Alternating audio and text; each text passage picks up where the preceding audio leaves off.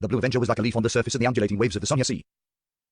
At times, it was raised high and sometimes low from the ebbing of the waves, but there was no sign of it being at risk of capsizing. Alger Wilson stood in the captain cabin, his back to the shelves of red and white wine, as he subconsciously paced around. Finally, he gritted his teeth and returned to the mahogany desk with a grim expression. He removed the brass sextant, found a piece of paper and a pen, and leaned over to draw the complex, mysterious symbol given to him by the fool. With a seafarer's memory, Alger quickly completed the first step of the sacrificial ritual. Then, he opened the drawer and took out a candle. He set up the ritual according to the dualism principles and placed the candle above the symbol that was formed by the combination of the pupil less eye and the partial contorted lines. One candle was placed in the middle that represented the person making the sacrifice. After cleaning up all the items on the table, Alger condensed pure water in the palm of his hand and wiped the altar clean. He then used the silver dagger from the ceremony to create a sealing wall that surrounded his desk. After doing all this, he used his spirituality to light up the two candles and retreated a few steps under the dim light. Taking a deep breath, Alger lowered his head and recited in ancient Hermes. The fool that doesn't belong to this era. You are the mysterious ruler above the grey fog. You are the king of yellow and black who wields good luck. Your devoted servant prays for your attention. I pray for you to take his offerings. I pray for you to open the gates to your kingdom. This ancient incantation reverberated within the wall of spirituality, stirring up spiraling gales as they swept forth with the force of nature. It was the oldest sacrificial language created by human beyonders, and it contained many mysteries itself. However, it lacked sufficient protection for the user.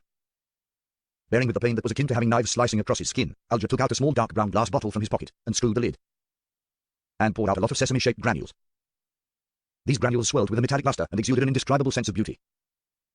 Alger scattered these granules into the wind. Whoosh! The gale grew stronger but was no longer tempestuous. It was dyed in two separate colors, silver and black. As they continued to collide and mix, the two differently colored winds were infused into the candle flame that symbolized the fool, burgeoning and tearing open an illusory ordinary-sized door. Its surface was carved with the same symbol that Alger had drawn. At this moment, Klein witnessed the appearance of the hazy door behind his high-backed chair. He could feel the spirituality in the air that was rippling apart and stimulating the mysterious space. It seems to be working. Klein suddenly had a premonition and immediately spread out his spirituality, infusing it with upheavals and stimulation. Creak. Amidst the insubstantial sounds, the blurry door slowly opened. In the captain cabin, Alger suddenly saw the illusory door, formed out of wind and light, open. Behind it was deep darkness formed from an innumerable number of almost invisible shadows. They were lustrous splendors encompassing massive amounts of knowledge. Situated above them was the thick grey fog with the ancient palace overlooking the real world. Such a scene caused Alger to involuntarily tremble. It was a deep fear, an indescribable excitement. He hurriedly picked up the rainbow salamander's pituitary gland that he had long prepared. He held it with both hands, and, with his head bowed, he raised the palm-sized object which was constantly changing in color and had a soft feel to the ridges to the illusory door. Alger's hands grew lighter under the sudden appearance and instant disappearance of a suction force. He lost the slight tingling sensation that the rainbow salamander's pituitary gland gave him. He didn't dare raise his head until he heard the deep voice of the fool echoing in his ears. You did well. It's my honor, Alger answered without any hesitation. He looked ahead again, only to see that the illusory door had disappeared. The gale had stopped, and the candle flames had returned to their original state. After the candles were extinguished according to their normal procedures, Alger sat down with a complicated expression and said to himself silently, in the beginning. Only people could be pulled into the world above the grey fog after a while. Responses could be made by listening to prayers now. Sacrifices and bestowment can be performed. Mr. Fool is freeing himself from his predicament one step at a time, and bit by bit, will he enter the real world? This guess or conclusion frightened and worried Alger, but he also felt a bit of delight. At least I'm a member of the Tarot Club, one of the earliest members, he sighed. In the majestic palace above the grey fog, Klein was playing with the pituitary gland of the rainbow salamander. Various colors were reflected on his face as they constantly changed colors. A slight tingling sensation came from his palm, and a strong sense of accomplishment filled his heart, causing him to reveal a genuine smile. In the future, the Tarot Club will become even more miraculous. After reflecting over the situation, Klein extended his spirituality and sent his will to the Crimson Star representing Miss Justice. After returning to her bedroom, Audrey was no longer able to sit quietly on the edge of the bed. She would restlessly flit through the books by her bed and from time to time, scrutinize herself in the mirror with an unfocused gaze. She was looking forward to the completion of the Hanged Man's sacrificial ritual, but she was also afraid that the result would be a failure. Emperor Cell had said that one must remain calm and collected when important matters arise. Audrey, come on, take a deep breath, or perhaps I should go tease the dog. However, Susie can talk and think, so she's an entity with her own dignity. I can't just casually tease her. Audrey's mind wandered, her hand unconsciously wringing an ornate doll dressed in splendid clothing. After an unknown period of time, a thick grey fog suddenly appeared before her eyes, and in the depths of the fog, there was a lofty chair. Sitting there, the fool said with a smile, Miss Justice, the attempt was successful. Have you prepared the materials that contain spirituality? That's great, as expected of Mr. Fool. Audrey forgot the Hanged Man's role in this matter. She held back her excitement and said, yes, I always have such materials with me. Audrey had been the same even before she joined the Tarot Club, but back then, she didn't know which materials could be considered to contain spirituality. She had merely moved them from the family treasury in accordance with the various essential oil formulas she had gathered. Klein nodded slightly and said, when do you plan on holding the ritual? This is based on the premise that there are no beyonders around you. Does the beyond the dog count? Audrey looked at the tightly shut door, feeling a small tug at her conscience. I can do it now, Klein tersely acknowledged. The ritual's process is the same as I described previously. All you need to do is change the prayer to. Your devoted servant prays for your attention. I pray for you to open the gates to your kingdom. I pray for you to give me strength. In addition to this, use the dualism method. Audrey thought it over, fighting the urge to nod, and she began preparing for the ritual. When the illusory door opened, and the scene even more illusory than the starry star appeared, Audrey felt intoxicated in both body and mind. This is the mysterious world I've always been pursuing. This is the kind of feeling I've always wanted. She praised Mr. Fool wholeheartedly. It's faith towards the goddess, but for the fool, it's worship. Audrey silently explained herself in her mind. Soon after, she was stunned to see that there was something on the altar. It was a soft object with lustrous color and was filled with ridges. The rainbow salamander's pituitary gland. Audrey felt a surge of joy in her heart.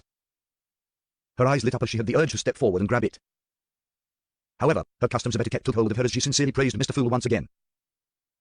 After finishing the ritual, she impatiently walked forward and carefully examined the beyond the material 5 times. Our tarot club is at a higher level than all the other secret organizations. Audrey secretly felt smug. She then glanced warily at the door, as if afraid of Susie's sudden intrusion. She had to redouble her efforts and immediately concoct a potion to complete her advancement.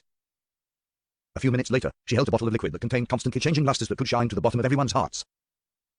She confidently drank the telepathist potion and successfully tied through the integration stage with the beyond the characteristics, achieving an advancement. The view before her seemed to clear up significantly, with a great increase in other aspects. Audrey familiarly used cogitation to restrain the dissipating spirituality. After her sequence stabilized, she smiled and walked briskly to the door, letting in the golden retriever. She saw the obvious suspicion on Susie's face. You took far longer than usual. Susie didn't hide her thoughts. Audrey sat down on the ottoman and dryly laughed before changing the subject. Susie, tell me, how should I secretly inform Xio and Force about a particular matter without revealing myself, yet get them interested? Before she finished her sentence, Audrey had begun to seriously ponder over the mission Mr. Fool had assigned her. Then, she looked at Susie, and Susie looked back at her. The human and dog both fell into deep thought at the same moment. After completing his goal, Klein returned to reality, slept for a little more than an hour before hurrying out the door. He spent £1 to buy a pair of gold-rimmed glasses, wigs, and a variety of moustaches that could be torn off and stuck on with adhesives. They were disguises he would need later. Before dinner, he made a trip to East Borough, the most crowded area and the most unsafe part of the city. He rented a 1-bedroom house at the rent of 4 soldi, 3 pence a week. He paid 2 weeks' rent and the deposit, coming out to a total of 17 solis. Only then did Klein complete all his early preparations. East Borough also left a deep impression on him.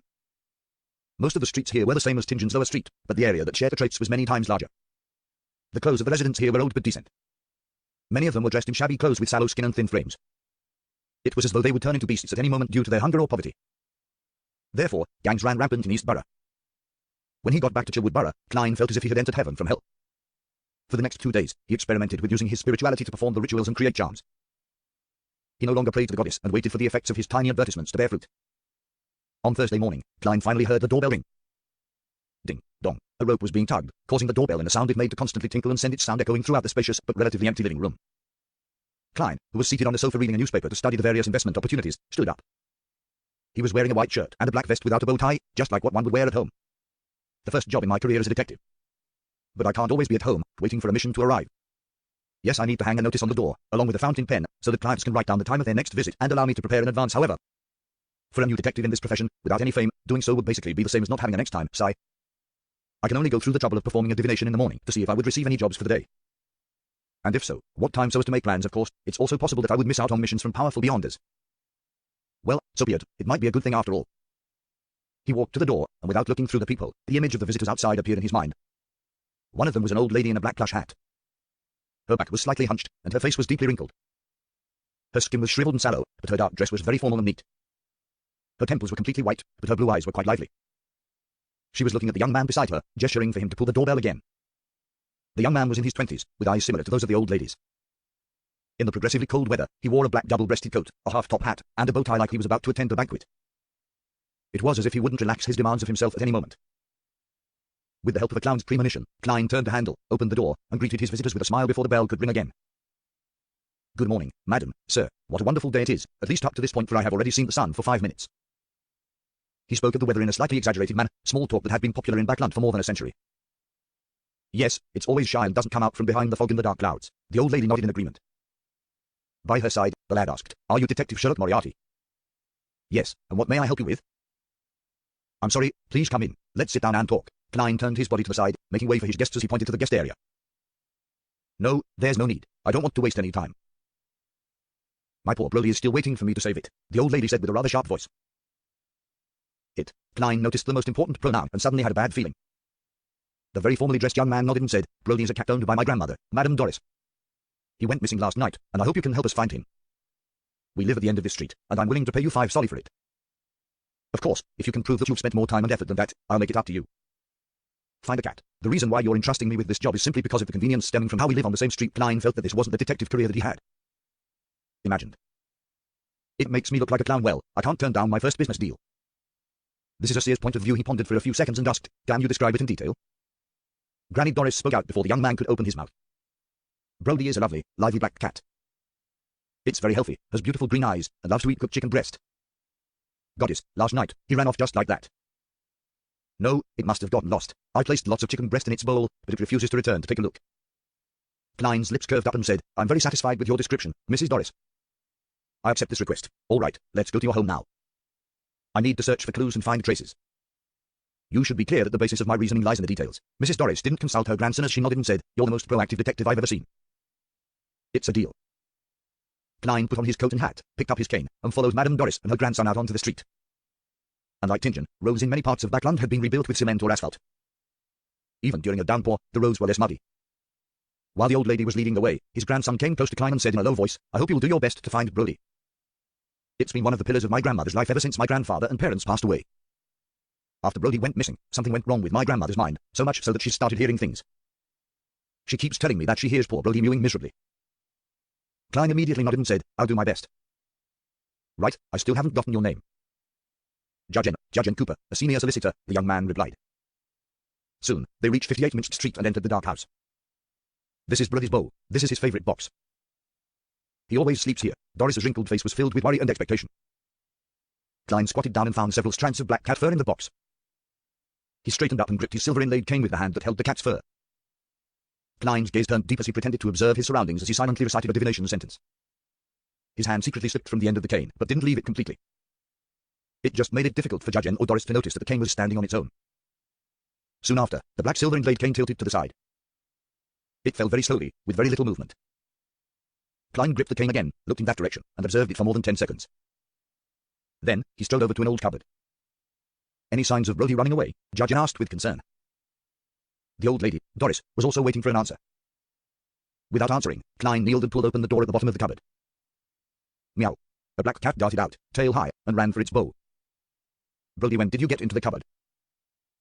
How did you get locked in there? Mrs. Doris cried, surprised and confused. Judge N. turned his head in surprise and looked at Klein. How did you know it was in the cupboard? Klein smiled and replied in a deep voice, inference, my good man. After obtaining the 5 soldi reward from Mrs. Doris and Judge N., as well as their friendship, Klein returned to 15 Minch Street under the gloomy weather. Before he even got close, he saw a figure loitering in front of his door. More business. When Klein looked over, he saw that the visitor was a boy of 15 or 16, dressed in an old coat and a round hat that didn't fit his age. It's him. Klein immediately recognized him as the boy he had met on the steam train the day he had arrived in Backland. Back then, he was being pursued, but his maturity and calmness at the time had left quite a deep impression on Klein. What would he want to entrust me with as he wondered? Klein walked over and smiled. Excuse me, are you looking for me? The teenage boy was startled as he quickly turned around, his bright red eyes filled with unconsiderable fear. He composed himself and asked hesitantly, are you Detective Sherlock Moriarty? Yes, Klein looked around and said, let's talk inside. All right, the teenage boy didn't refuse. Inside, Klein didn't take off his coat, but he did take off his hat and put his cane away. He led the teenage boy to the guest area, pointed at the long sofa and said, please, have a seat. How might I address you? What job do you have for me? You can call me Ian. The teenage boy surveyed his surroundings and fell silent for a few seconds. I was previously hired by another detective, Mr. Sreel Victor Lee, who helped me gather some news and information. Klein sat down, clasped his hands, and said, does the job have anything to do with your former employer? Yes, Ian nodded solemnly. A few days ago I suddenly found myself being followed by someone with ill intentions. Therefore, I thought of a way to lose their tail. I believe you saw this scene yourself, Mr. Moriarty. I recognized you as the man who was sizing me up on the metro that day as soon as I saw you. This level of observational skills isn't any worse than a spectator's. Could it be that he was born with a special ability? Or is he a beyonder? Klein activated his spirit vision and looked at Ian, but he didn't find anything strange. He nodded and calmly replied, your response left an impression on me. Ian didn't harp on the topic and continued, I suspect that my encounter has something to do with Mr. Sreel, so I went to visit him at his place. I found the place seemingly normal, but there were many hints that indicated that someone had infiltrated and triggered all the tiny mechanisms. I haven't seen Mr. Sreel since that day. I suspect that something has happened to him. I tried to call the police, but his disappearance period has yet to reach the required number of days to make the request. I tried to get help from other detectives that I knew, but all of them turned me down, on the grounds that they had just met Mr. Real at a fellow detective's party. That surprised me because I didn't receive any response from Mr. Real when I contacted him using the agreed-upon method. I still stood by my judgment and intended to ask for the help of a detective whom Mr. Real doesn't know. Well, as such, that meant it would be someone I don't know either. I had no idea who to look for as well. Therefore, I could only search through the newspapers and ended up finding you, Mr. Sherlock Moriarty, Klein asked after listening carefully. So you suspect that was Real, whom the detective saw was someone in disguise? Holding his brown round hat, Ian replied as if he had already thought about it. It's a possibility, but I think it's too difficult due to the huge risks involved. The party was at night, and it's true that the lights weren't very bright, but most of the people attending are detectives with keen observational skills. Just a wig, beard, or cosmetics can hardly hide from their eyes. Perhaps some beyond the powers can do it, just like how creeping hunger enables such an ability. There was a little trap in Klein's question. He wished to determine from the teenage boy's answer, the expression on his face, and his body language, to determine if he had ever come into contact with Beyonders, or if he knew things about mysticism. The initial answer was no. When Ian saw Detective Moriarty nodding slightly in agreement with his reasoning, he continued, I believe that the detective saw Mr. Real, but he wasn't free. He was in a controlled state in which he couldn't send out distress signals. The reason why he wasn't responding to my attempts to liaison with him is to probably signal to me that he needs help. A reasonable explanation. Klein released his clasped hands and sat back a little, making himself look more relaxed and confident. Ian fell silent for about 10 seconds before he said seriously, I'd like to entrust you with the task of investigating Mr. Real and determine his current condition. All I need is confirmation. Considering that Ian was a semi-professional who had gathered intelligence and information for a detective, Klein had the intention to make his acquaintance. He smiled and said, then how much are you going to pay? You should be well aware that this may be very dangerous. Ian looked down at the pocket of his old coat and said after some deliberation, there are two ways. The first, I can directly give you a payment that's enough to satisfy you. Afterward, regardless of whether the mission is simple or difficult, that will be all unless you suffer a relatively serious injury. Secondly, I could pay you £5 in advance, and when you finish the job, you can add on to the bill depending on the difficulty of the matter. But it's easy to cause a dispute, even if there's a contract. Klein pretended to be in thought, and after almost 30 seconds, he said in a low voice, why don't we do it this way? You can pay me £5 in advance and help me with 3 things after the mission is completed. Don't worry, they won't be anything difficult. They will be within your capabilities, and it won't make you feel too uncomfortable. This can be agreed upon in the contract. Ian knitted his brows before standing up. He leaned forward and stretched out his right hand. All right. Klein shook hands with him, pulled out a standard contract that he had prepared, picked up a round fountain pen, added all the details he had discussed, and stamped it with his fingerprint. After signing the contract, he gave the teenage boy, Ian, a stack of white paper and watched him write Detective Real's relevant information. After a while, he browsed through the information and casually asked, how can I contact you if there's an emergency, or if I've confirmed Real's condition? Ian pursed his lips and remained silent for quite a while. Only when Klein looked over did he reply in a somewhat stiff manner, you don't need to contact me. I will appear at the right time. Without another word, he took out a thick stack of cash from the pocket of his old coat. They seemed to be stacked up in a very neat order, from high face value to low face value. Ian pulled out 3 £1 notes from the bottom, counted 6 5-solly notes, and finally 10 1-solly notes. When Klein saw that Ian had neatly arranged the notes, with even the portraits of the former kings facing up without a single mistake, Klein suddenly felt a bit frustrated.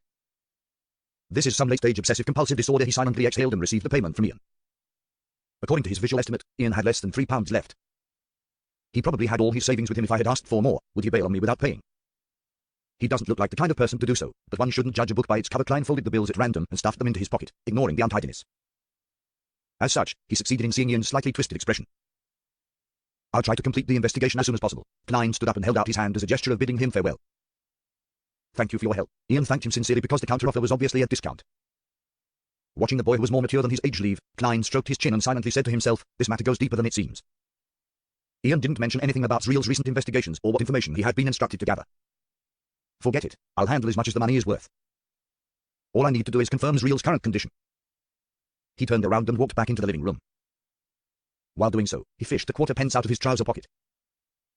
Ping. As the copper coin tumbled in the air, Klein's eyes turned dark as he muttered if there were any beyonder elements in the case he was handling. Then, he opened his right hand and tried to catch the copper penny. Clang. The coin slipped from his fingertips and fell to the ground, rolling away. This result meant that the divination had failed. From the looks of it, Ian has withheld more things than I thought. The information is so lacking that I can't even obtain a vague divination result. He pursed his lips, took a few steps forward, and bent down to pick up the coin. That night, in the wee hours of the morning, at 138 Rose Street, Backland Bridge, Klein had changed into a cheap light blue workman's outfit. His mouth, chin, and cheeks were covered with a black beard that, at first glance, made him look rough and savage. He wore a dark-coloured cap and pressed it so low that it nearly covered his eyes. Such caps originated from the Intis Republic hunters. There were certain differences from the traditional deer hunting caps the Lower Kingdom hunters wore. However, such caps had become popular among the lower-class populace of Backland. Hiding in the shadows of an Intis parasol tree by the side of the road, Klein studied the house across the street with the aid of the elegant gas lamps. It was Zriel's home. The detective was from Southview. His parents, relatives, and friends were all there, and he had come to the back alone where he slowly forged a name for himself. He was still a bachelor and had only hired 2 temporary maids, the kind that came by every 3 days to clean out the place, without needing to provide them with food or lodging. At the moment, the terrace house he rented was pitch dark. Klein took off the silver chain inside his sleeve and let the topaz pendant hang down naturally. There's danger inside. There's danger inside. After repeating it 7 times, he opened his eyes and saw the spirit pendulum spinning clockwise, but very slowly. There's danger, but it's nothing serious, Klein muttered, and once again confirmed that he had his tarot cards, self-made charms, and holy night powder on him. After doing all this, he looked around, and taking advantage of the stillness of the night, he nimbly rushed across the street. There was no veranda, garden, or lawn as it directly faced the edge of the street. Klein went around to the side and easily climbed up the water pipe to the small balcony on the 2nd floor, where clothes could be hung out to dry. Immediately following that, he took out a tarot card and slid it through the crack, opening the door to the corridor. Following Ian's drawing of the house's layout, Klein walked almost soundlessly to Zriel's bedroom. He lightly tapped his left molar and activated his spirit vision. Through the wooden door, he looked inside. Spirit vision could see aura colors through obstacles without spirituality. However, it was highly dependent on one's abilities. Currently, Klein was able to observe through wooden doors, but was stumped by concrete walls. Furthermore, the scenes he could see weren't too clear. In his vision, he saw 3 humanoid auras in the bedroom behind the door. The colors were blurry and were located in different locations. There are 3 people lying in ambush. Is it to capture Ian, or someone else? The bedroom isn't that big. Klein stood in the darkness, calmly considering the results of his observations. At that moment, he suddenly retreated towards the balcony while keeping his footsteps very light. Back at the balcony, Klein took a thin silver slice from his pocket. This was a slumber charm that he had created in an attempt during the afternoon. He didn't pray to the Evernight goddess, but to himself instead. He held a ritual in the name of the fool that doesn't belong to this era, the mysterious ruler above the grey fog. The king of yellow and black who wields good luck before entering the world above the grey fog to respond. Since this method was difficult to mobilize the power of the mysterious space above the grey fog, Klein could only use his own spirituality to respond. The charms that he made in the end were worse than normal, but better than the ones he made in his own name. After surveying his surroundings again, Klein covered his mouth and whispered a word in ancient Hermes. Crimson. Feeling the chill of the charm, he moved quickly but silently to the door of Zriel's bedroom again. As he held the handle, he injected spirituality into the thin silver slice. Creak. Klein carefully twisted the handle and opened a tiny crack in the door. Immediately after that, he threw the slumber charm inside. Pulling back his arm, Klein closed the door again and began counting. 3, 2, 1. He abruptly pushed open the door and rolled on the ground. Not sensing any movement from the 3 people, Klein stood up and, using the crimson moonlight shining through the window, began observing the room. It was a normal furnished bedroom with a bed, a row of closets, a desk, a set of sofas, and a coat rack. On the other side of the bed, a man in a black coat was sleeping soundly. In addition to that, there was one person by the side of the sofa and another in front of the closet. All of them were asleep. After confirming the trio's condition, Klein walked over to the bed and bent down to find a few short, yellowish-brown hair. According to what Ian had written, Detective Zriel was a man with short, yellowish-brown hair. This should be right, Klein whispered. He grabbed a few strands of hair and sat down on the sofa. He slowly sat in the darkness tainted by the crimson light and planned on using dream divination to find Zriel. Leaning back against the back of the sofa, the corner of his mouth curled up as he made a self-deprecating comment. Deduction. My good man, the dim room was covered in a thin veil of crimson moonlight, and everything was indistinct. The 3 men in the black coats were sleeping in different spots. And on the sofa, Klein's eyes half blended into the darkness by closing them. It was as if he had entered a deep slumber. His dream was a grey, distorted world, occasionally flashing with brilliance. Finally, the brilliance settled to form a scene. It was a gloomy corner, the ground sloshed with sewage. A man with short brown hair, a white shirt, and a brown vest was leaning against the wall, surrounded by a dense mischief of grey rats. Half of the man's lips had been bitten off, revealing his yellowish teeth and rotten gums. His nose was only stained with blood, mixed with some short hairs, and the flesh on his face had disappeared, piece by piece, revealing white bone. White, fat maggots were crawling around everywhere, constantly squirming, and his throat seemed to have been the victim of some wild beast. At least half of it was missing. Klein could just barely make out that this was Zriel Vitali. It was nearly impossible to relate him to the mature and handsome man in the black and white photograph he had taken with Ian. Zriel is already dead. In a few days, he would probably be gnawed to the point where he would only be bone. He might not even have a complete skeleton left. Klein left the dream and recalled what he had just seen. His past experiences had allowed him to witness similar corpses more calmly. Looking out of the window at the crimson moon, Klein thought for more than 10 seconds and decided to try communicating with the soul of the man in black next to the sofa. During the last few days of preparations, he had concocted a bottle of Amantha extract and dialed the spirit medication. As for Serenity Agent, Klein had no need for it. He was personally capable of invading the dreams of others and forcefully communicating with their souls while maintaining calm and rationale. After setting up a simple altar and letting the quiet and tranquil fragrance waft out to create a half-dreaming state, Klein prayed to himself, the fool that doesn't belong to this era. Following that, he entered the world above the grey fog and used more than 2/3 of his spirituality to give a response. When I advance to sequence 7, such prayers should also allow me to use a little of the power of the mysterious space above the grey fog, just like my summoning and bestowment rituals looking around. Klein made a rough judgment and quickly returned to the real world. He passed through what seemed like a starry sky and a chaotic storm of thoughts, entering the mental plane of the target. There, he saw the man's illusory figure floating in mid-air. Who sent you to Zriel's home? Klein looked at him and asked in a deep voice. The man replied in a daze, his illusory eyes vacant. Musalt. Musalt sent me to wait for the boy named Dian. The light in his spiritual world changed, revealing a lean, capable-looking, dark-skinned man. He was none other than the leader of the group who was chasing Ian on the steam train. As expected, it's him. Klein, who had exhausted so much of his spirituality in responding to the prayer, was beginning to feel exhausted. He hurriedly asked, who ordered Musalt? No idea, he's an execution of Ars Manger gang. No one can order him other than the boss, the man said, blankly. Manger, the word warrior, in the language of the Highlanders. Klein, a pseudo-historian but a true mysticism scholar, suddenly felt a sharp pain in his head. And his body involuntarily flew out of the storm of thoughts. Not long afterwards, he exited the mediumship and felt his head throbbing. He was in no hurry to leave. He methodically packed up the materials and the short yellowish-brown hair before opening the oriel window to let in the cold night wind to disperse the smell of the amantha extract and diver. Spirit medication. While this happened, Klein returned to the balcony, locked the door from the inside, and wiped off all the places he had touched. When Zriel's bedroom returned to its original state, he then held his hand to his chest and bowed towards the three men who were still sleeping soundly. Straightening his back, Klein put on his gloves and leaped, nimbly flipping out of the oriel window. He stood firmly, tiptoeing in the abnormally tight space. He raised the open window's vertical latch and used a tarot card to hold its bottom. With his clown abilities, he took in the details and adjusted the balance. After a few seconds, Klein slowly pulled back the tarot card, and the vertical latch suddenly stopped in place and didn't fall further. Whoosh! First, he closed the unlatched half of the window, then he jumped over to the window with the latch. His right hand jerked inward, closing the other half of the window. The speed of the action was so quick that the latch didn't fall down until there was a vibration, accurately inserting itself into the matching hole. Clang! A sound that was difficult to eliminate rang out, like a strong wind slamming onto the surface of the glass. Klein knew that the three men in the bedroom were about to awaken. Without further ado, he jumped onto the street. For the current him, the height from the second floor wouldn't pose any danger.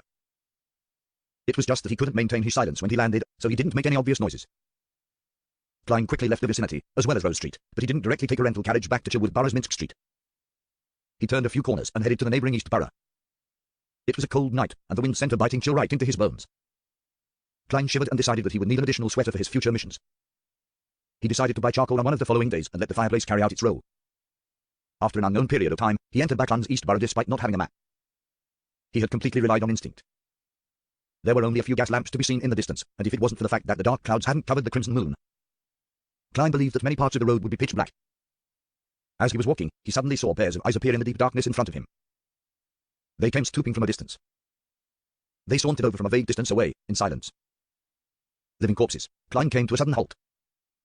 He reached out for his Requiem charm and tarot cards, and he quickly activated his spirit vision. He saw the unhealthy and weak-colored auras and saw the faces of the numerous figures. These were all living people, normal living people with numbed expressions, vacant eyes, and weak movements. There were both men and women. It's almost midnight. Why are they still walking on the streets confused? Klein warily leaned to one side, passing the group on the sidewalk, but soon, he came across a second wave, a third wave.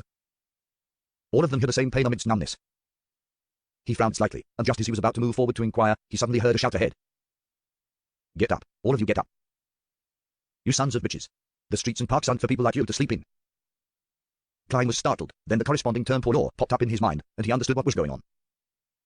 He had experienced the same thing himself. Klein exhaled, picked up the pace, and headed for his one-bedroom house on Black Palm Street in the East Borough. There, he slept for 2 hours. After recovering some of his spirituality, he went out again and broke a withered branch to serve as a dowsing rod. The location of Zriel's corpse. The location of Zriel's corpse. After repeated divinations, Klein walked for a long time with the help of the short yellowish-brown hair until he arrived at the corner of East Borough, where there was a sewer entrance. 12 years ago, after the Great Plague, the Lowen Kingdom gradually built up an advanced sewer system in the capital and, in one fell swoop, surpassed Rassel's heritage of the Intis Republic. Moving the manhole cover out of the way, Klein held his breath and climbed down the vertical metal stairs. Since his clothes weren't specially made, he was unable to bring too many items due to the lack of pockets. He hadn't brought Quidayag's oil, which he had learned about from Fry. Klein felt especially regretful for not having brought the refreshing and odor-dispelling Quidayag's oil. 10 seconds later, Klein's feet touched the sticky ground. The feeling of filth caused fine goosey bumps to pop up over his arms and body. However, he could only endure it and continue walking forward, venturing deeper into the empty and quiet sewer. There was a fork in the road ahead, one which was relatively hidden. A thick pungent smell wafted over from there. Klein turned around and walked to the end where he saw a dense number of spirituality light dots and aura colors. Without needing to use a candle, he activated his spirit vision and directly saw that in the dark corner there was a rotten corpse that had been bitten to pieces. This was the exact same scene he had seen in the dream divination. Squeak. The densely packed grey rats scampered in every direction, but there were also some who stayed where they were, unwilling to leave and part with their food. After confirming that it was real, Klein hesitated for a moment before quickly setting up a mediumship ritual. If there's nothing wrong with Ian's description, and Real died only a few days ago, I should be able to get some rough information by channeling his spirit, he thought confidently. Whoosh. As the wind swirled and the wall of spirituality was set up, all the rats fled, and Klein proceeded with his ritual as he had done before. The cause of Zriel's death. The cause of Zriel's death. As he recited the words, Klein's eyes turned black. His pupils and the whites of his eyes disappeared. He quickly used cogitation to enter a dream. However, nothing appeared in that misty, illusory world. Klein opened his eyes, frowning slightly as he made his judgment. The channeling failed. Someone has dealt with Zriel's spirit. A Beyonder was involved in this. The fact that someone was able to disguise as Zriel, making the other detectives unable to see through him, also proves this point. After some deliberation, Klein came to a decision. It was to end this matter here and not get involved any further. Regardless, he had fulfilled the requirements of the job that he was entrusted with. I'll get Ian to call the police, he muttered as he put away the materials and removed the wall of spirituality. Klein backed up from the fork in the path, without touching Zriel's corpse. Thump, thump, thump. Suddenly, a sound echoed in the distance through the empty sewers. Klein listened for a few seconds before decisively retreating towards the exit, down the dirty concrete road that ran along both sides of the sewage channel. There was no need to take risks in matters that didn't involve him. Klein closed the iron manhole cover after he climbed out of the sewers. After ensuring that the surrounding area looked normal, he returned to his rented room in the East Borough and changed out of his disguise. Then, he put on his gold-rimmed glasses, walked to another street, took a rented carriage, and returned to Chilwood Borough in the silence and cold of 3 in the morning. However, he didn't return to Minsk Street. Then, Klein made another huge detour, and only after confirming that no one was following him, did he enter his house. He slept till dawn and was woken up by the doorbell. He sat up immediately, put on his shirt, buttoned his vest, and hurried down to the first floor to open the door. And even before that, his premonition ability as a clown was already capable of naturally forming the image of the visitor in his mind. The visitor was wearing an old coat, a brown round hat, and a tattered satchel. He had bright red eyes, a delicate face, and a quiet temperament. It was none other than Ian, the teenage boy who had come to entrust him with a job yesterday. Good morning, Detective Moriarty. Ian greeted him and looked around. Any progress? Yeah, I'm only asking because I happened to pass by. Klein nodded seriously and said, yes. Ian seemed shocked as he didn't say a word for quite a while. After a while, he stammered in surprise. Have you determined Mr. Zriel's condition? Yes. Klein paused for a moment, then said seriously, I found Zriel's corpse. Corpse. Ian's pupils shrank as he repeated it in a low tone. He wasn't too surprised, as if he had already expected the worst possible outcome. Klein watched silently without interjecting. Sigh, Ian exhaled and warily surveyed his surroundings. Your efficiency is amazing. Can you take me to see Mr. Zriel's body? No problem. In fact, that's what I was planning to do. Klein then thought for a moment before saying, I hope you won't mention me when you call the police. Just say that you found the corpse yourself. I believe you know how to make up the reason. Ian wasn't surprised. He knew that not every detective liked to deal with the police. In fact, except for the very famous detectives, who often gave advice to the police with mutual cooperation, the rest were discriminated against, ostracized, and even extorted from. This was the current situation of the Loan Kingdom. All right, Ian readily agreed. Considering that they were entering the sewers, Klein changed into a set of clothes worn by the common working class, put on a deer hunting cap, and took a lantern with him. Both of them took the public carriage to the East Borough. They walked for half an hour to reach the remote sewer entrance under the watchful gazes filled with numbness and malicious intent. How did you find it? Ian asked, half surprised and half curious, as he watched Klein lift the manhole cover and climb down. Klein focused on the area beneath him and answered casually, skillful training which includes many techniques in reasoning, investigation, tracking, and interrogation. Ian followed him into the sewers. He nodded without looking disgusted. You seem to have received very professional training. Klein didn't answer him directly. He held the already lit lantern and led Ian to the fork in the path where they arrived at the gloomy corner. He narrowed his eyes as he approached. More of Zriel's body was missing now when compared to the previous night. He was missing an arm and half of his ribs. That's not something a rat can do, Klein muttered to himself and didn't inform Ian of this. With the help of the lantern's light, Ian was able to clearly see the corpse's appearance. He squatted down suddenly, vomited, and gradually vomited yellow-green bile. Klein took out a Clorox oil he prepared, and screwed the cap, and bent over to place the mouth close to Ian's nose. Ian's eyes lit up, and he calmed down. Nearly 20 seconds later, he weakly whispered, "Thank you." He stood up slowly and examined the mutilated corpse a few more times. "I can confirm that this is Detective Zriel." "My condolences," Klein replied out of politeness. "I suggest you call the police." "Okay," Ian nodded indiscernibly as he followed Klein back to the surface. At that moment, Klein clapped his hands. "This is the end of my mission. As for what should be done after this, that is up to you." Ian fell silent for a few seconds. "I still owe you 3 matters." You can tell me now. Actually, I can only think of one at the moment, Klein answered frankly. I want to know where I can get a gun and bullets, without needing a full-class weapon permit. Ian spoke, almost without thinking. Go to Braveheart's bar at Irongate Street in the Backland Bridge district. Find Caspar's Calinine. Tell him old geezer introduced you. All right, let's talk about the other two matters in the future.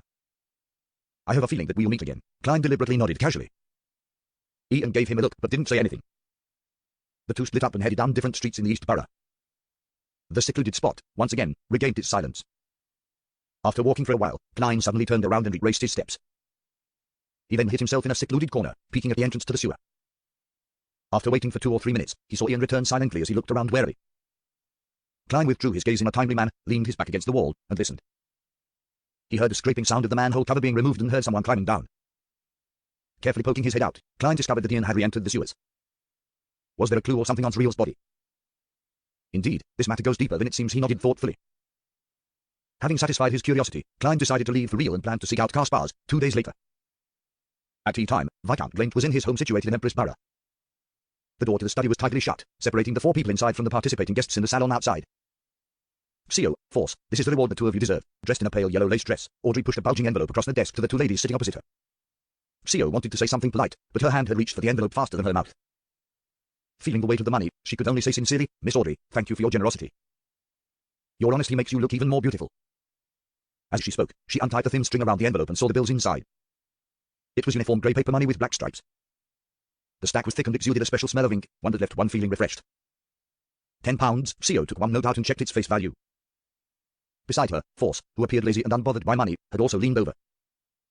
This is at least observing the thickness. CO tried to figure out how many notes there were. She couldn't help but exchange looks with Force and saw the surprise in each other's eyes. This was obviously a lot more than they had imagined. Audrey smiled faintly and said, a total of £800. Decide how you will split the money between the 2 of you. I'm very sorry that this matter had placed you in danger. £800 no, there's no need to apologize. Even if we had to do it again and knew of the possible consequences, I would still accept the request even if it's divided evenly, with my savings.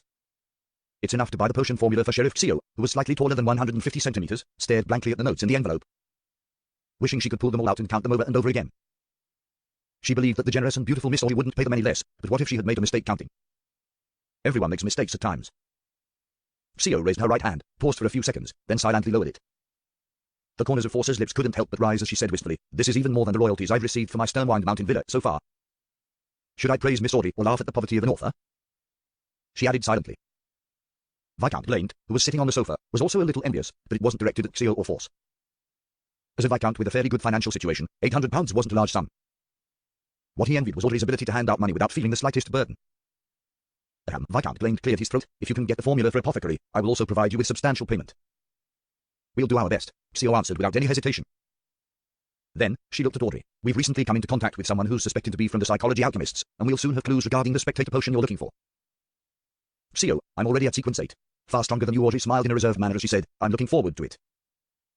With that said, the 4 began chatting about various rumors among the Beyonder circles, while following Audrey's example of finding books they wished to read. Suddenly, CO's eyes lit up as she saw 2 hardcover books. History of the Lowen Kingdom's Aristocracy and Study of the Coat of Arms. Meanwhile, Force also found books that interested her. Geography and People of the Fisak Empire and Travelling the Northern Continent. Honourable Viscount Glaint, may I borrow these 2 books? I'll return them soon. CO looked pleadingly at the owner of the study. Glaint nodded without much care. No problem. At his response, Force hurriedly made a request as well and similarly obtained his approval. The corners of Audrey's mouth curved into a faint smile as she witnessed all of this. She looked modestly to the side, pretending to be looking for a book. As a qualified spectator who had just advanced, she had accurately grasped CO's and Force's preferences in certain domains after being in contact with them multiple times. Thus, she had made arrangements in advance without anyone realizing it. Letting the one being guided feel like it was done out of their own will was a manifestation of the powers of a spectator. In the evening, CO was curled up on the sofa in front of the fireplace, reading History of the Lowen Kingdom's Aristocracy under the gas lamp's illumination. Force had gone for a gathering meant for authors.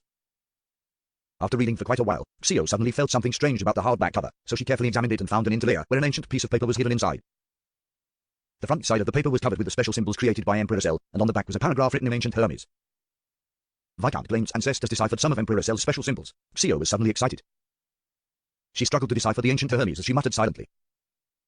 The fool that doesn't belong to this era. The mysterious ruler above the grey fog. The king of yellow and black who wields good luck, Sherwood Borough. 15 Minsk Street. The satiated Klein sat in a reclining chair in the living room, beside a fireplace burning with charcoal. In a warm environment akin to summer, Klein wore a white shirt, a black vest, and thin trousers. While having a newspaper spread open in front of him as he flipped through the section with the most ads. A new type of transportation vehicle is in urgent need for investments. Details to be discussed in person. Klein read the advertisement twice before picking up a pencil from a small, dark red table to his side and circled the message. If there were no commissions tomorrow or the day after. He planned on seeing if this so-called new type of transportation vehicle had any investment value. Such matters were impossible to divine, since there was a lack of sufficient information. I hope it's a product similar to a bicycle, Klein mumbled to himself before suddenly hearing an illusory prayer echo in his ears. Who is it? Miss Justice? Mr. Hanged Man? The Sun, or some clerk at the Backland Bank is copying my passcode. Thoughts flashed through Klein's mind as he put down the newspaper, returned to his bedroom, and locked the door behind him. Taking 4 steps counterclockwise, he entered the world above the grey fog. He saw that to the side of the full seat and by the edge of the ancient mottled bronze table was a clear and bright brilliance that emitted waves of radiance. The experienced Klein calmly sat down and emanated his spirituality, touching the light ripples of light in response to the prayer. The scene in front of his eyes suddenly changed. It was a blurry sofa with a petite woman in a knight's training uniform curled up on it. She's not copying my passcode, she's reading a piece of paper. Klein suddenly realized the reason for this. She should be one of the 2 beyonders that Miss Justice mentioned that requires my vetting. After nearly 20 seconds of silence, Klein didn't give any formal response. He planned on taking the next step deep at night. He would then test her reaction, attitude, and way of handling things to test her personality and abilities. Of course, he would absolutely not force others to join the tarot club. The fool that doesn't belong to this here Xio, who had just finished chanting the ancient Hermes sentence, froze for a few seconds. Then, she suddenly straightened her back and sat up straight. This seems to be the honorary name of a hidden existence. She realized this in horror. Furthermore, her knowledge in mysticism and the various rumors she had heard told her that once someone recited the full honorary name of a hidden existence, it would often attract the attention of said existence. The consequences of such attention was mostly misfortune, or could even be described as tragic. Quite a few of those hidden beings were the incarnations of the evil gods and devils. Furthermore, I recited it in ancient Hermes, completely unprotected. I'm so dumb.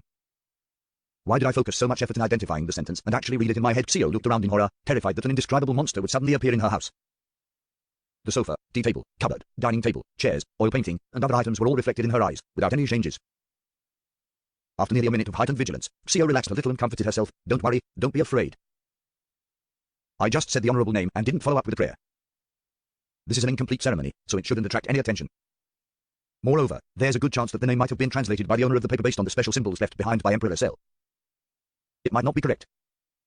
But I heard that if the evil gods and devils generate interest, they would still provide a response even if the ceremony is incomplete. I'm so stupid, really. As she thought over the matter, Xio's face scrunched up into a grimace. She felt that she had made a grave mistake. After waiting for a few more minutes, she slowly exhaled as she puffed out her cheeks when she realized that there was no obvious response. She stuffed the piece of paper back into the history of the Lowen Kingdom's aristocracy as she entered the bathroom with a heavy heart. She turned on the faucet and tried to use the cold water to clear her head. Splash. As nearly transparent water flowed down, Xio hunched her back and reached out her palms to cup some water. Just as she was about to dab the cold water onto her face, she spotted a long, slightly curly brown hair in the mirror through the corner of her eye. As for her, she had shoulder-length, unkempt yellow hair. Suddenly, Xio's hair stood on end.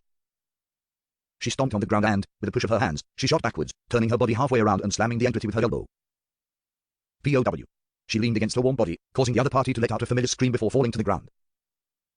Xio stopped any subsequent actions and looked at her good friend who was hugging her stomach in pain, tears in her eyes. The corner of her mouth twitched without her realizing it as she said, "Force, when did you get back?" Force didn't reply immediately. It took her quite a while to get over the pain. As she slowly stood up, using the wall as a support, she grumbled, "I just got back." "Xio, are you nuts? Why did you attack me without even looking clearly? And you hit me so hard." "Where did you come in from?" Xio asked awkwardly. "Through the bathroom window." "Why, is there a problem? As an apprentice, it's normal to not bring a key with me," Force replied matter-of-factly. Xio straightened her back and pushed away all responsibility. "Then why didn't you go through the door?" "You really gave me a fright just now." Force blinked her eyes and said, "If it's the case, I'll have to make one big round." "That's too troublesome. I'm used to walking in a straight line." She paused as she asked suspiciously, "However, wasn't your reaction a bit too much?" Xio struggled for 3 seconds, choosing between losing her dignity or losing her life, before answering honestly, "It's because I made a mistake, a fatal mistake." "What mistake?" Force asked, rubbing her belly as she felt puzzled and concerned. Xio hurriedly recounted the whole story of how she had discovered the interlayer in the book's cover and found an old piece of paper in it. Then, she had accidentally recited the suspected incantation in ancient Hermes silently. What she had recited seemed to contain the honorable name of some hidden existence. "You where's your brain? It should be fine." The ceremony wasn't complete, and who knows if it's real or fake. Force looked around, and for some baffling reason, she felt a chill. She followed Xio back to the living room and saw the yellow sheet of paper, as well as Racel's special symbols, and the sentence that was written in ancient Hermes. After a quick glance, Force, the professional researcher in mysticism, nodded and said, "It's not any of the evil gods, devils, and secret existences that I know of. It should be fine. Furthermore, nothing has happened up till now. That means that everything should be fine." Seeing Xio relax, she thought of the pain in her stomach, so she deliberately added maliciously, "Of course, if something were to really happen. There's no way we can rescue ourselves with our meager abilities." Xio's face paled as she blurted out, "Force, let's sleep together tonight." "Forget it, I'll just sleep on my own." Force pricked up her brows and chuckled, "All right. In fact, you don't have to worry about it. Think about it, I hear strange murmurs whenever there's a full moon, but I don't see any signs of me going mad or losing control. Well, we should study the other 3 books.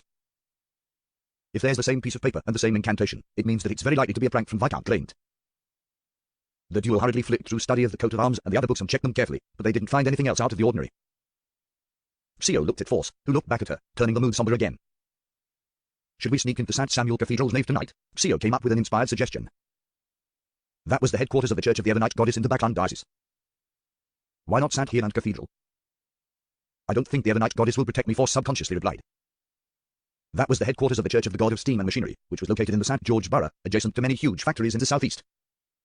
The 2 ladies with different faiths fell silent again, and after a while, Force sighed and said, "And that would make us end up being targeted by the Nitorks or the Machinery Hive Mind. That might be the goal of that hidden existence. All right, go to sleep. We'll know the answer tomorrow morning. If nothing happens by then, it means that it'll really be okay." In the middle of the night, the waxing crimson moon was obscured by clouds, and the stars were barely visible in the sky above Backland. Klein instinctively woke up, lifted his blanket, got off the bed, and entered the world above the grey fog. He sat down on the high-back chair that belonged to the fool. He planned on responding to Miss Justice's companion and proceed with the examination process. At that moment, he suddenly had a new idea. Perhaps he could try and see if he could pull her into the world above the grey fog under the present circumstances. The young lady must have fallen asleep, and even if I succeed, she would probably treat it as a dream that appears clearer than usual, and if I succeed, I can sever the connection in a timely manner to prevent her from seeing her surroundings clearly. After repeatedly deliberating over the matter, Klein stretched out his hand and tapped at the rippling ring of light to form a connection with it. Suddenly, Klein felt his spirituality surge out in an unstoppable manner, causing the mysterious space above the grey fog to tremble slightly. Just when Klein thought that his spirituality would be completely drained, everything calmed down. A blurry, distorted figure appeared at the edge of the long bronze table. In her reverie, Xio opened her eyes sleepily and saw the endless fog, the ancient high-back chair, and the dark figure watching her. Klein was overjoyed and immediately severed the connection according to his plan. The hazy, petite figure disappeared, but within the greyish-white mist, a crimson, illusory star appeared. Klein looked at this scene and confirmed one thing. As long as someone chanted his name, he would be able to pull that person into the world above the grey fog. The crimson star was a symbol of a stable connection. However, there are certain limitations. With my current strength, at most, I can establish another connection whom, based on my previous experiences, my current spirituality can only pull in beyonders who are a sequence higher than me. And it won't necessarily be a success. It's just a preliminary judgment, so it shouldn't be a problem if it's someone at the same sequence as me, although Klein thought, feeling satisfied. There was no need for him to respond. His attempt was already enough. Xio sat up in her sleep. She had been worrying about the potential dangers of chanting an honorary name the entire time. Not long after she fell asleep, she dreamed of a mysterious space and a grey foggy figure looking down on her from above. The dream was so clear that Xio felt afraid. She looked at the sleeping Force beside her and thought with a tremble, is it a nightmare caused by fear, or is it because of the attention I garnered from some hidden existence, resulting in being haunted by evil spirits? Yes, there's going to be a gathering of Beyonders tomorrow night. In addition to buying the formula, I need to find a person who is good at exorcising evil spirits to purify myself. Sitting at his own dining table on a foggy morning, Klein broke up his specially bought wheat bread and soaked it in milk, improving the way he ate it. Although his body had changed a long time ago, his pursuit and obsession with delicacies were engraved into his soul. He was completely unable to adapt to the Lowen Kingdom's monotonous and repetitive style of breakfast. He could only try his best at experimenting. He tried not to limit himself to toast, bread, bacon, sausages, and butter. He tried hard to expand the boundaries and improve the way he ate. For example, his recipes had new additions such as pork-filled pastries from the south, finapota noodles, and roasted corn pastries. Caviar from the Fisak Empire isn't bad either, but it's too expensive. It's only suitable for formal meals. Klein scooped up a small piece of wheat bread he had softened and put it in his mouth. Just by chewing it a little, he could feel the intertwining flavors of milk with the fragrance of wheat. The aftertaste of the bread was even sweeter. After breakfast, Klein put down his cutlery, but he was in no hurry to tidy out the table. He picked up the newspapers and began to read. I'll do a divination in a while. If there's nothing else to do, I'll pay Mr. Leopard a visit at St. George Borough's side street and see if his new transportation vehicle is worth investing in. Backland is really big. Every borough is almost the size of Tingen City. The East Borough is especially ridiculous. It's at least twice as large. The easiest and most economical way to travel is to walk, followed by the steam metro, before walking again. It's just quite a waste of time. Klein's mind wandered aimlessly. Backland's public horse carriage system was rather similar to Tingen's. The price was about the same, but the only problem was that most of them were confined to a single borough. If one wanted to go from Chilworth to St. George, a few transfers were needed and that would naturally raise the price. Such a situation made the prospects for a new transportation vehicle very alluring. Knock, knock, knock. At that moment, knocks on the door sounded. It was as loud as the pounding of a hammer. Who is it? Don't they know how to ring the doorbell? He muttered a few words, straightened his collar, walked to the door, and pulled it open. In front of him was a familiar face. It was the Highlander man who had chased Ian at the steam metro.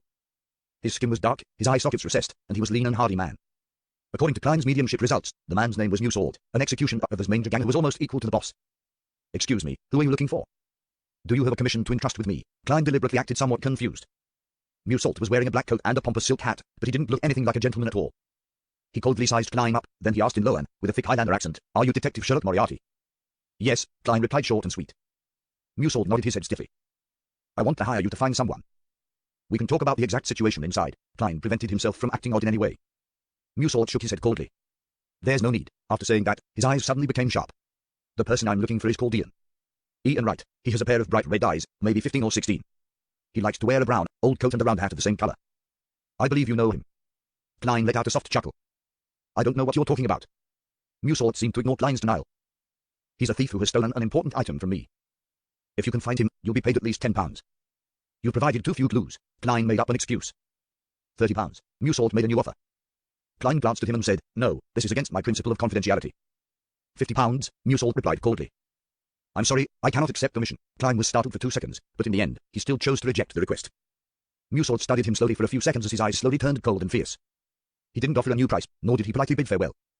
He turned around abruptly and walked quickly to the end of the street. "This gang has pretty good intelligence. They actually know that Ian had come to me once." Klein secretly sighed, full of emotion, but he didn't feel too much anxiety or fear. "After all, I'm someone who once directly faced the son of an evil god, although it was separated by a belly." As he thought about it, his smile suddenly became brilliant. He began flipping a coin to decide whether or not he was going out today. The answer was positive. St. George Borough, Syard Street. Having transferred from a tracked public carriage to the steam metro, before transferring to a trackless carriage, Klein finally arrived at his destination, spending a total of 11 pence. Just after he alighted the carriage, he discovered that a drizzle had already started, but he hadn't brought an umbrella. According to the newspapers and magazines, this is a daily occurrence in Bagland. The reason why hats are popular is that ladies and gentlemen don't carry umbrellas all the time. Klein pressed down on his half-top hat and briskly ran outside Unit 9 and used the eaves to shield himself from the rain. He brushed off the obvious water droplets from his body and rang the doorbell. However, he didn't hear any cuckoo sounds or tinkling sounds. "Is the doorbell broken?" Klein was just about to raise his hand to knock when he suddenly saw footsteps approaching from afar. The image of the person naturally appeared in his mind. It was a tall, thin man with black hair and blue eyes. He was in his 30s and was dressed in greyish-blue worker attire, but he appeared gentle and refined. Creak. The door opened. The gentleman rubbed his forehead and asked, "May I know who you are looking for?" "Is there something?" Klein took off his hat and bowed slightly. "I'm here to find Mr. Leopard. I'm interested in his new transportation vehicle." The gentleman's eyes suddenly lit up. "I'm Leopard. Come in, please." He turned to the side and allowed Klein entry. However, there was no coat rack in the foyer. Klein could only lean his cane and not take off his coat. He followed Leopard into the living room. It had to be said that the gentleman's house was very messy. On the coffee table in the living room alone were many mechanical objects, such as wrenches, bearings and screwdrivers. "How much do you wish to invest?" "Ah, right. Would you like some coffee or black tea?" "Ah, it seems I'm out of black tea," Leopard blurted out. This gentleman is a bit straightforward, and doesn't seem to be very good at interpersonal relationships. A thought flashed through Klein's mind, and he changed the words he planned on saying. He went straight to the point. "I've to see your new transportation vehicle before I make a decision. I can't make any promises without understanding anything." As he spoke, he looked around and saw a triangular sacred emblem hanging on the wall. That was the symbol of the god of steam and machinery. The solid triangle was filled with symbols such as steam, gears, and levers. Leopard wasn't irritated by Klein's straightforwardness. He immediately said, "I'll show you." As soon as he said that, he slapped his head. "I almost forgot. We have to sign a non-disclosure agreement to ensure that you don't steal my invention." "Mr. Leopard, you don't have a very good memory either." Klein smiled and said, "That wouldn't be an issue."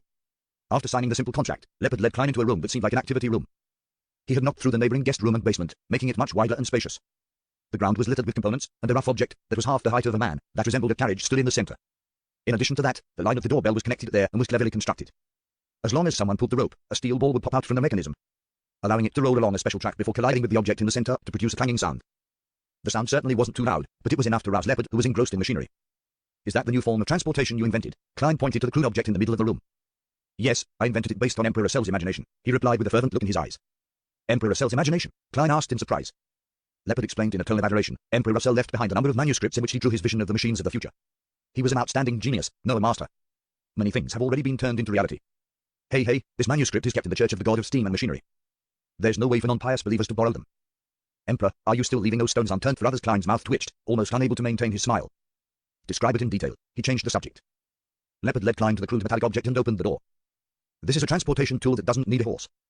The driver sits in the front left seat, continuously stepping on the pedals. Through the levers and a chain connects to the four wheels, allowing the vehicle to roll forward. And on the wheels are used inflated rubber which can make the journey smooth. So it's a human-powered car." Klein couldn't help but lampoon. He said with some deliberation, with such a huge carriage, and at least 4 passengers, it would be impossible to travel that far just by relying on human strength alone. That's exactly my next goal, to reduce the weight and expand the lever a few times. However, my financial situation isn't at its best. I can't fund any more attempts. Leopard looked hopefully at Klein. Why not consider other methods? Such as using steam as the driving force? Klein slowly organized his words.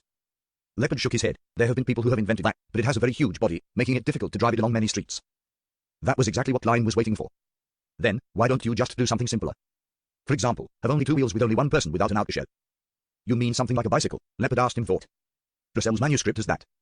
Klein nodded heavily. Yes, those bicycles which other people have invented aren't very practical. Simplifying this seems like it might work. It will really seem different. But, who would buy it? Leopard said to himself. Klein didn't hesitate to provide him with a direction. The postman, the working class who have a bit of savings, the businessman who doesn't need to look respectable while hoping to save money. There are many of them in Bagland. Leopard thought for a moment, then nodded slightly. I can try, but I don't have the money for spare parts. I'll invest 100 gold pounds. In addition to my suggestion just now, I'll take a total of Klein hesitated to say 10% of the shares. 15% was better. After all, £100 was, strictly speaking, not much. You can have 35% of the shares.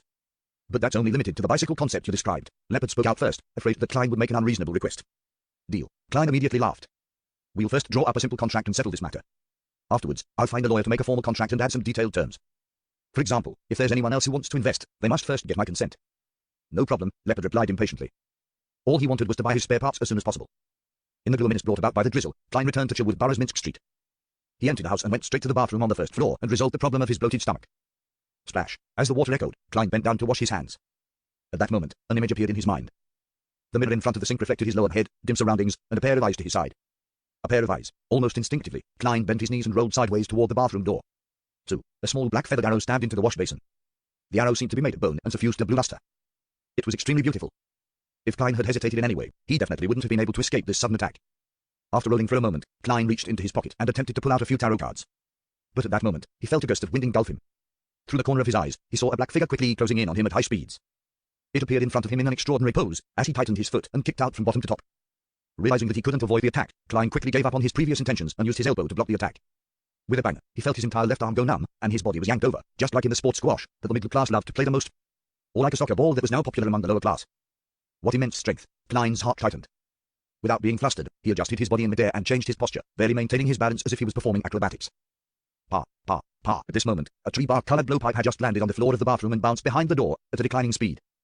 Just as Klein was about to stretch out his body to firmly stand and face the follow-up attack, a scene suddenly flashed in his mind. The speed of the enemy in black far exceeded his expectations, arriving even faster than he had expected. He lowered his body and swung his arm, striking him in the chest. In the blink of an eye, Klein's body bent over, spinning half a circle more, like a small ball that kept falling and kept being thrown around. POW. He stretched out his hand and pressed it to the ground, opening his legs like scissors while keeping his head low. It made black-clothed man's fist miss as it tore through empty space. The fist that was originally aimed at his chest could only hit his legs after Klein turned his body, but his legs were opened wide. Pushing up, his legs closed in together, allowing Klein to leap nimbly to the side as he finally managed to stand up straight. POW. Before he had the chance to observe his enemy, the black figure had already arrived in front of him, bringing with it a strong gust of wind. What a fast reaction! Klein quickly lifted his arms up in front of him to block. With a dull thud, he felt as if he had collided with a black bear. Failing to withstand the immense force, he could only stagger backward, his arms almost turning numb in the process. At the same time, Klein finally recognized his attacker. He had dark skin, a lean and hardy build with recessed eye sockets. He was none other than the execution of his Manger gang, Muswald, the person who had come to see Detective Moriarty in the morning. Pa, pa, pa. With a fierce glint in his eyes, Muswald closely pursued after him as he flung both of his arms, delivering left hooks or right punches in a barrage of attacks at Klein. The gap between Klein's strength and that of his opponent was obvious. He was unable to face him head-on, and he had to rely on his agility and premonitory senses to barely avoid the combo of punches. No, I have to make full use of my advantages. With a similar thought, Klein stopped engaging in melee combat. He lowered his body and rolled to the side. Crack! A chair was torn apart by Muswald's kick. Klein supported his body with one hand as he exerted strength in his waist and continued rolling in a bid to seek a chance to use his tarot cards and self-made charms. Tap, tap, tap. Muswald caught up quickly and kicked out his legs, one after another, that was in no way slower than his opponent. He was like a giant bear with the gift of agility and had zero weaknesses. He made it so that the rolling Klein was only capable of focusing on dodging and defending, without giving him the chance to draw his cards or use his charms. Cager. Bum, bum. A chair was broken, the table overturned, the coat rack toppled, and Klein had circled most of the way around, but his situation was turning dire. I can't go on like this. He kept dodging, rolling and tumbling, seeking every opportunity to turn the situation around. Suddenly, an idea came to him when he spotted the coffee table in the living room through the corner of his eyes. Bum. Klein defended a blow with one arm as jumped back towards the living room while enduring the pain. At this moment, Muswald's leg muscles bulged suddenly like they were inflated with air. Boom! He stepped on the ground so hard that it seemed to shake, and he jumped up and shot at Klein like a bullet, with one of his legs aimed at him. Klein barely managed to hold on for a moment before being sent flying again, crashing through the coffee table with a clang, sending the ceramic tea set flying towards the cupboard, scattering the round fountain pens, the contract template, and the various newspapers on the floor. Seeing that the detective in the black double-breasted coat was weakened from the impact and momentarily unable to stand up or roll, a fierce glint flashed in Muswald's eyes. He slid forward, pushing his knee out amidst the shattering sounds of the porcelain. Klein's eyes turned dark as he watched this scene. He was already holding a contract template in his hands. He had fled to the coffee table in the living room, ignoring the warnings his premonition was giving him, solely to pick up a contract template or newspaper. When he saw Musword's knee coming at him, Klein's wrist shook. At that moment, a scene appeared in his mind once again, a scene with Musword's neck twisted backward. 2. Klein slightly pressed his wrist, shaking out the contract template in his hand. 2. The contract was like a dart made of fine steel as it shot at Musword's throat. At that moment, the distance between the two of them was less than a meter. Moreover, as Musword closed in, the distance between them was decreasing. A white item was reflected in Musword's eyes as he instinctively tried to jump back to dodge it. Oof! The contract stabbed right through Musword's throat, penetrating his windpipe. Blood with patches of bubbling blood gushed out as Musword fell in front of Klein, his knees heavily hitting the ground. Huff, he pulled out the bloodied contract template and clutched his throat. However, he was unable to stop the blood from flowing out of his wound, and his eyes gradually became unfocused. In the end, his body twitched a few times, and he stopped moving. Klein took a moment to recover before he had the strength to turn around and stand up. He had a few tarot cards between his fingers, on guard against possible counterattacks and other enemies. After activating his spirit vision and confirming that his assailant was dead, Klein looked around and didn't see any other auras. Only then did he relax a little. He noticed that 2 of the chairs were broken, the coffee table was smashed up in several spots, and porcelain was strewn all over the floor. The entire living room, dining room, and foyer were in a mess. Lowering his head, he saw that the sleeves of his suit had been damaged and that the outer layer of the cloth had been stained with a great deal of dust.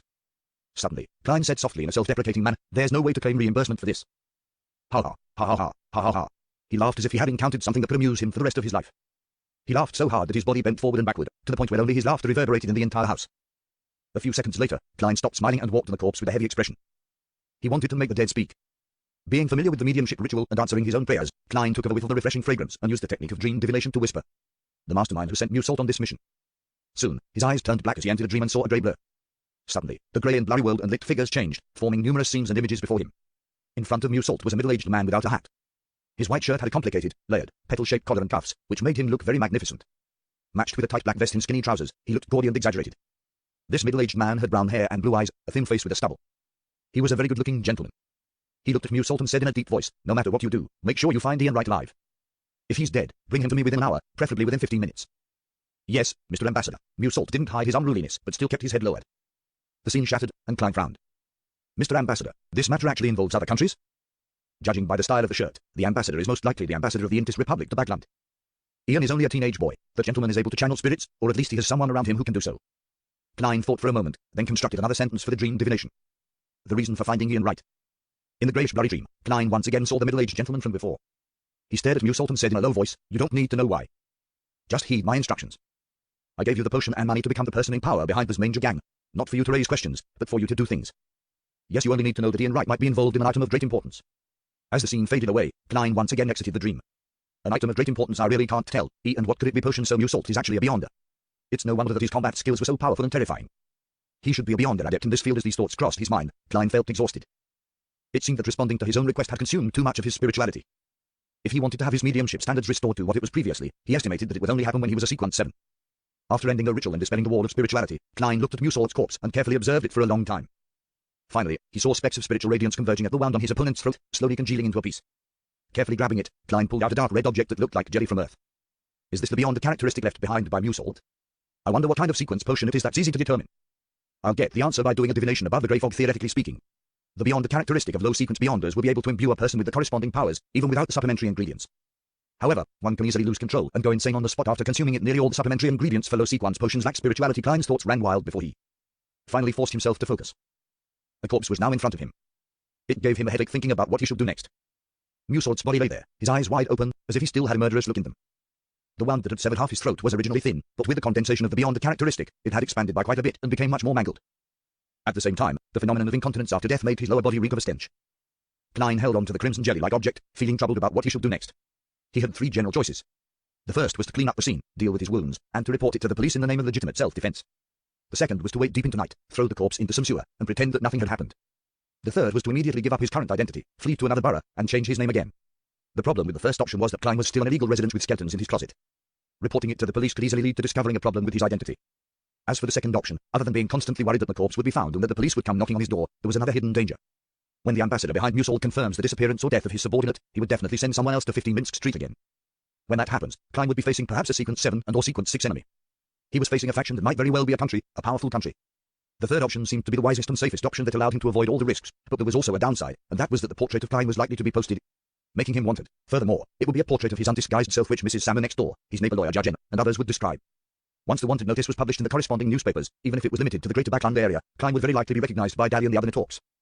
That would make the problem become even more troublesome. As this matter involved Int Zengwell and sealed artifact 0-08, it was highly likely that he would be pursued by an expert at the level of a high-ranking deacon. Of course, the third option had a separate branch which was, of course, to hide the body and dump the evidence into the sewers, and then try to escape. However, there was also the risk of becoming wanted when the ambassador couldn't find Klein. He could order the members of the Manger gang to call the police and use the official forces of Backland to search, and if he could track Klein down, that would be the same as the second option. After thinking about it, Klein quickly came to a decision: divination.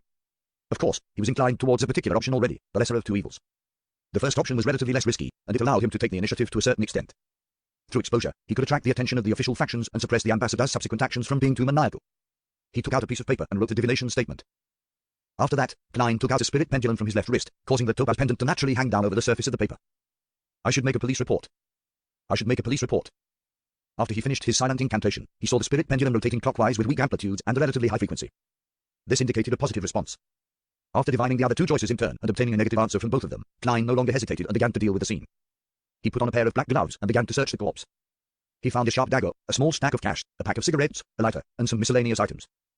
Klein put the rest of the items back in place, took off his gloves, held the dagger in his hand, and stabbed it into Musalt's throat wound, destroying its original shape. Then, he wore his gloves and let Musalt grab the dagger. After doing all of this, Klein gathered together the Musalt's beyond the characteristic, the self-made charms, the tarot cards, the blood-stained contract, the paper on which the divination was written, and the various materials he carried around with him, and put them in a paper bag. Then, he summoned himself in a ritual and transformed into a special spirit. Carrying a Zeitskope whistle, he felt himself become stronger and more corporeal. Klein picked up the paper bag, ended the summoning, and returned to the world above the grey fog. He placed the items from reality behind the fool's high back chair for the time being, leaving a Zeitskope whistle as well. Then he relaxed himself as he stimulated the sensation of descending rapidly and re-entered his own body. The reason why Klein didn't burn the blood-stained contract and the piece of paper on which he had written the divination statement was because he was afraid that after the report was sent to the police, the matter would be transferred to a special department, and a powerful Beyonder would engage in divination pertaining to the situation. However, with the grey fog's interference, even if the eternal blazing sun were to personally descend, he wouldn't be able to obtain a productive answer. This was also the reason why Klein placed his weekly review and summary above the grey fog after his spirituality was greatly enhanced after advancing to Sequence 8. Right now, he couldn't afford to take on more suspicion and deeper investigations. After removing the wall of spirituality, the wind that suddenly stirred blew away the remaining smell of the ritualistic materials. The items related to the domain of mysticism and beyonders that were left behind on Klein's body and in the entire house were the candles that were silently burning in front of him. But this time, he chose ordinary candles. Since he was praying and summoning himself, there was no need to be so meticulous. And in the family, having candles was a very normal thing that matched the era, even if he was the only bachelor in the family. After extinguishing the candles and returning them to their original spot, Klein took out his golden pocket watch, snapped it open, and estimated the number of minutes since Musalt's death and added the minimum amount of time it would take for the police to send people to investigate and report back. He wanted to ensure that even if a Beyonder came to investigate, an hour would have passed since Musalt's death. In mysticism and in the domain of spirit channeling, this was an important time point. Beyond it, the information available was very limited and vague. For example, one could discover, through mediumship, that the person who killed Musalt was Charlotte Moriarty. However, they couldn't get the specifics of the death. As for whether or not his opponents could divine if Beyonders were involved, Klein wasn't worried at all, because the main factors involved, the bloody template contract, were above the grey fog. Even his premonition and combat abilities would also be obscured, as the opponent's divination would definitely point towards the mysterious space above the grey fog, and would certainly suffer from interference. Fortunately, I'm also a professional. It feels like I've really become Moriarty. Klein re-examined the scene, making sure that there were no problems, and began to walk with his eyes fixed on his pocket watch. After the estimated time, he put on his gold-rimmed glasses and waited for a few minutes before he opened the door and went out.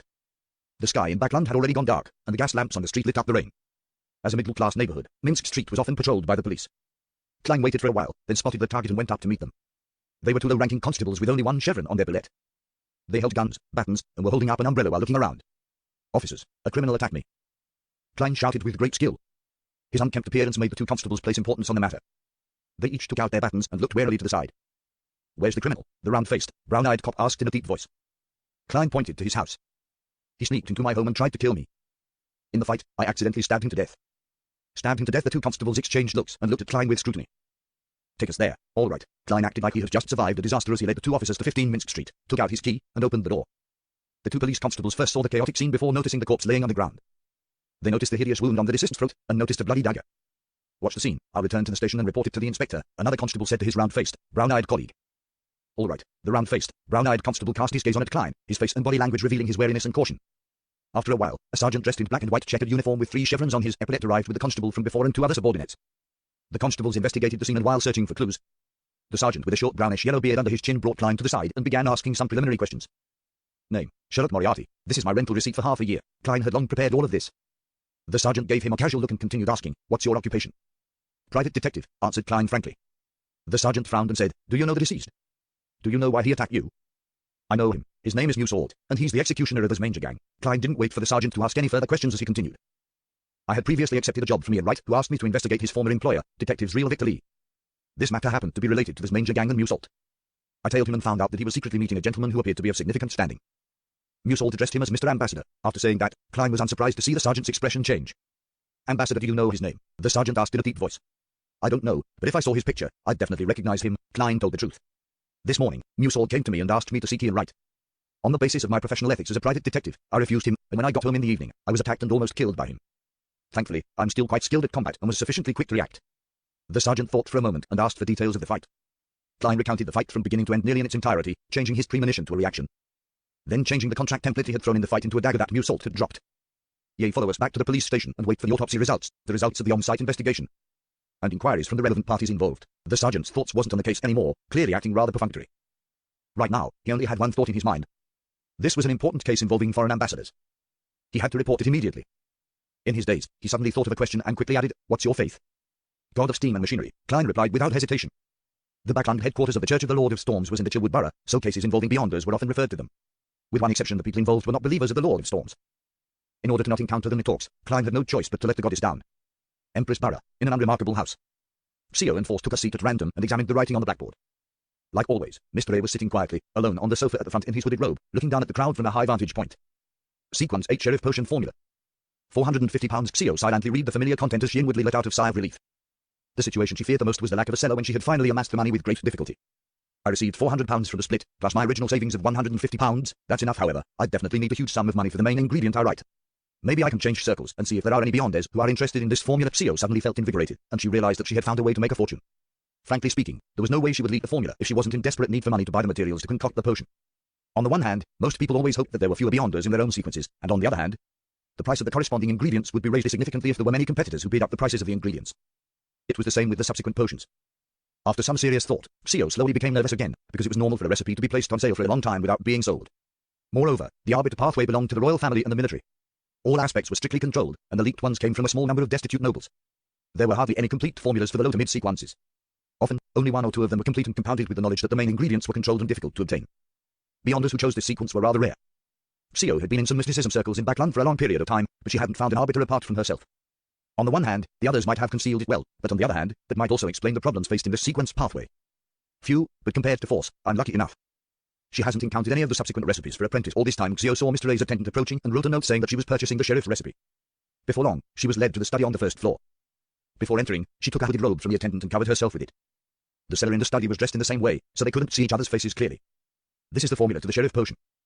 Where's my money? The seller asked with a hoarse voice as he pressed a piece of paper on the desk. Xio pulled out the cash that she had long counted numerous times and pushed it to the seller. After checking the authenticity of the notes and the total sum, the seller finally released the potion formula he held. Xio immediately took one step forward and grabbed the note. Her eyes swept straight to the main ingredients as they were of great importance. A pair of pterodemon worm's eyes. Silver warbear's right palm. Beyond items I know of, but I've never seen them being sold. Xio sighed and walked out of the study and took off her robe. Back in the living room, she sat beside Force. Having fulfilled her wish, she slowly began to worry about the unknown honorary name and the evil spirit that might be haunting her. 10, no. 20, no. 30 to request for someone skilled in exorcism to do a purification ritual for me. Xio made up her mind, and after exchanging a few whispered words with Force, she beckoned for Mr. A's attendant. After the end of the free communication break, she saw her request appear as an additional entry on the blackboard. Suspected haunting of evil spirits.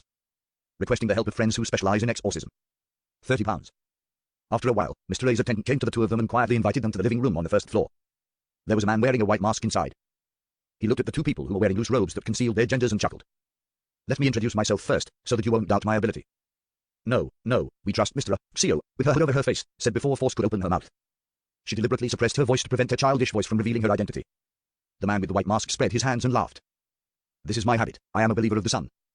As you know, this is not common in Backland, or in the entire kingdom. It is only through moments like this that I can live as my true self.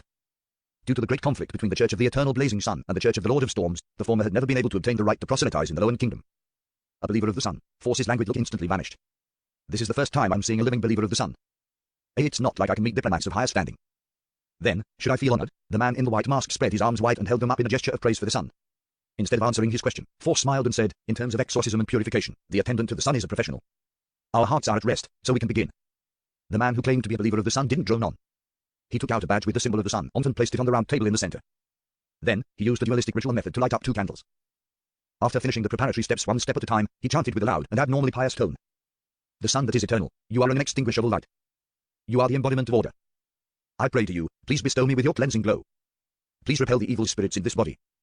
Amid the echoing Hermes incantation, Xio and Force saw bright light burst out from the sun's emblem, bursting in a pure and warm manner. It was endless, like the tide, as the light surged towards the two of them, engulfing them simultaneously. Nearly a minute later, everything was restored to normal. All Xio and Force felt was warmth, finding the warmth very comfortable and relieving. It was like soaking in a hot spring, or having gone sunbathing. Chilwood Borough, Rice Police Station. Klein was sitting on a low bench with a group of thieves and drunkards. It looked very disgraceful. Suddenly, he felt warmth on the back of his hand as the coldness of the backland night was dispelled quite significantly. Lowering his head, Klein realized that the 4 black dots representing the mysterious space above the grey fog didn't appear. Who's being so kind, to know that I was feeling a little cold just now, he mumbled half jokingly and half curious. As a former inspector, he looked at the thief on the left who was handcuffed to the pipe, then at the drunkard on the right who could vomit at any moment, but kept yelling about hitting people. He sighed at his present predicament and wasn't sure when he would be free from this. There should be another test after this, and then I'll be fine once I pass it. I hope the police will have their attention on the ambassador and his major gang, and ignore my origins as a puny detective. In theory, there's a high chance for that. As long as Mrs. Sammer, Mr. Judge N, and the others don't say anything of interest to the police, yes, they have only just met me, so it's impossible for them to know too much. Musalt's beyond the characteristic was taken away by me and was hidden above the grey fog. He didn't leave behind anything strange, so no one would be able to discover that he used to be a beyonder and have questions about my strength till more than an hour has passed. In his self-encouragement, Klein saw the officer with the short brownish-yellow beard walking towards him. Sherlock Moriarty, come with me to the interrogation room, the sergeant said without further explanation. Here it comes. Klein stood up and followed. After going around the corner, the sergeant stopped in front of an iron door and gestured for Klein to enter. Klein took a deep breath before exhaling. He yanked the handle and opened the door. It was a small room with thick walls and a small table in the middle. There were chairs on both sides of the table. Under the elegant gas lamp's illumination, Klein identified the interrogator as a man who wore a black shirt, a rather uncommon sight. He didn't wear a vest, but wore a black coat that wasn't part of the usual formal attire. He had thin eyebrows and cold blue eyes. His face was cut, looking rigid while lacking any gentleness. The man pointed the chair opposite him and said in a deep voice, I ask, you answer. Before he finished his sentence, Klein felt an unimaginable suppressive force on him. He felt that an electric current was tearing through his mind that lashed at his soul with a barbed whip. This feeling was painful and numbing, as though it stemmed from deep within the brain. It was barely resistible, and all he could do was tremble and have his knees buckle. Klein nearly fell to the ground as he hurriedly held onto the table and sat down. His temples felt a throbbing pain. This is the result of beyond the powers. Ordinary people might have thought of it as a psychological problem caused by nervousness and the authority of the interrogator opposite them. But Klein had clearly identified that this was a result beyond the powers that could directly attack the mind of others. He quickly recalled the information he had seen before and quickly confirmed the target of his suspicion. Arbiter Pathway, Sequence 7, Interrogator. Has the matter been transferred to a special department of the military? Klein thought with some relief. As long as it isn't, then it talks. Everything's fine. Identify the ambassador who met Musault from these photographs. The cold and unyielding man in black spread out 8 black and white photos on the small table. Klein felt as if the electric whip in his mind was being lifted high, and the warning of extreme pain made it so he didn't dare to lie. Of course, there was no need for Klein to lie. After a moment of identification, he pushed a photo in the direction of the interrogator. It was a middle-aged gentleman who wore ostentatious clothing and looked rather charming. The interrogator glanced at it, but didn't make any response. He once again asked, were your previous statements the truth? Klein felt like he was being forced into a dream. He kept his mind clear and rational, and he didn't yield to the whip in his mind as he sincerely replied, nothing but the truth. The interrogator leaned forward with his hands on the small table and said, when was the last time you met Ian Wright? Yesterday morning, Klein said with great difficulty. I tailed Musault and found the body of Detective Zreel. As I didn't want to deal with the police, I took Ian to identify the body and told him to call the police. Zreel's body was located at the sewer entrance at the bottom of Iron Carbon Street in East Borough. After a brief silence, the interrogator finally nodded his head. Klein immediately felt the enormous pressure disappear along with the whip in his mind. You may leave now, he said without a trace of emotion in his voice. Klein stood up and opened the door, not masking the frailty in his gait. He found it more tiring than fighting Musault. If he made the slightest mistake, his spirit would have been completely crushed, and he would obediently answer any question that the other party asked. No, if it wasn't for the fact that my spirit is special and how it's been subjected to the test of raving and screaming for a long period of time, allowing me to maintain my calm and rationality under certain circumstances, I would have most likely had a mental breakdown just now. Klein walked back down the corridor, his back feeling cold. At this moment, the sergeant from before came over and said, come with me to fill out some forms. Lawyer Judge N is waiting to bail you out. Klein secretly exhaled and completely relaxed. He knew that the danger was over.